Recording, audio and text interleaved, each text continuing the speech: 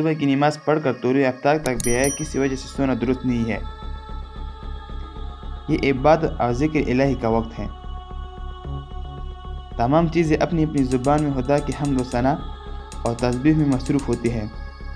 انسان کو ذکر الہی سے غافل نہیں رہنا چاہیے۔ صبح سونے سے آدمی کی روزی سلب ہو جاتی ہے۔ نبی کریم صلی اللہ علیہ وآلہ وسلم فرماتے ہیں، صبح کا سونا روزی سے محروم کر دیتا ہے۔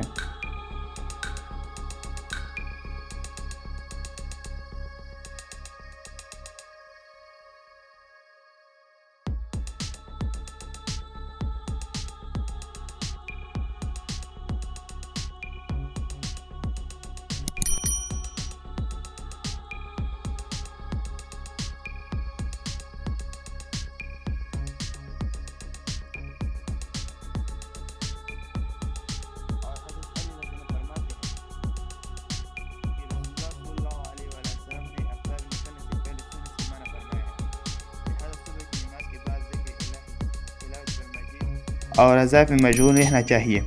اللہ تعالی ہم کو نیک عمل کی توفیق فرمائے۔